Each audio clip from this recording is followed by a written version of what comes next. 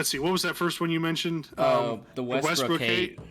Okay, my take on the Westbrook hate's simple. No matter what, don't send death threats to any kind Yeah, of if you're not a basketball public fan, figure. if you do that, you're not. We don't accept you as a basketball fan. I've always erred on the side. Granted, I've worked basketball operations before, and for me, it's been with college kids, and I've seen the things that these people yell at these kids. I've seen the reactions from the kids. I've seen college players looking at what's said about them on Twitter. Whether or not you think they do, they hear this stuff, and it does take a toll. Westbrook's an interesting situation because while I do feel bad for him and he's getting an undue amount of hate, I mean, really, Westbrook's numbers aren't much different from any other season. Everyone talks about his turnovers. He's always had turnovers like that. Everyone talks about his field goal percentage. He's always had his field goal percentage be low like that. Really, the only thing that's different is his team is not winning and he's in a huge market. And, as far as he goes, like, I feel sorry for him. I know how it feels to be called names and stuff. And to be in that national spotlight and have everyone saying those things for you has got to be awful. On the flip side, Westbrook's made no problem out of going out of his way to talk shit to other people. Yeah. And he has also said some pretty terrible things to other players and fans and people in general. So some of it is reaping what you sow, and you can't break down if people are now doing it in return to you. So while I do feel for him and all that, I'm like, some of this is you're learning what it feels like on the opposite end, even though I don't wish that on you. So I think he's got a valid point about the criticism. I also think he can take it as, okay, maybe I need to work on how I treat people some too. Yeah, it's I agree with everything you said because it's like if you're sending death threats, you're not a basketball fan. But at the same time, no, it's like psycho. Yeah, but at the same time, he came up with the whole KD cupcake thing, and then the whole overreacting about the whole Westbrook thing.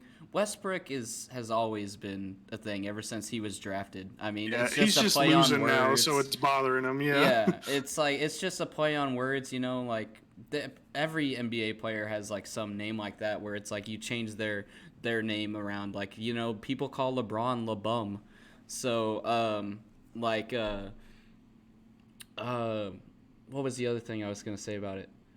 Oh yeah, like I made a video, and of course Lakers fans and LeBron fans were not happy, but and that was sort of the whole point because it was sort of clickbait in a way. But the thumbnail said the Tyrant King James, and it said that was a good video. I remember that video. I called it the LeBron media curse, and it went into exactly that. Westbrook is putting up the same numbers that he always has. The difference is he's playing on the fucking Lakers, and he's playing with LeBron, so he's got all these cameras around him, and every mistake is going to be amplified times 100. And and people were like, "Oh, you're talking about LeBron," and I was like, "No, I'm talking bad about social media around LeBron." Ja Morant literally deleted social media because, like you said, it's like even if you don't think they see it, they see it. Ja Morant deleted all of his social media because he was like, "Fuck this." Yeah, I don't know. It's awful. Some of the things keyboard warriors will say about players and things like that. I don't know. I mean, I make a point. Like my two things are, I will never tag another player and instruct them on what they need to do as a player because you're not the one that was drafted. Yeah, get off your fucking high horse. They know their game. They have better coaches than you working on it. They know what they need to work at. Two, I will never refer to a player as trash. I hate that because the worst NBA player in the league could kick your ass on a basketball court. Exactly. I mean, did you see that video of like retired almost 50-year-old Brian Scalabrine just torching the shit out of that high school kid? I didn't, but I'll look it up after this. Yeah, he was like, "Oh, I could beat you. You were the worst NBA player out there." And he's like, "Dude, I made a championship roster. Yeah. Like, yeah, I only averaged 2 points in my career, but I mean, he beat him like 21-0. He was like dunking on him."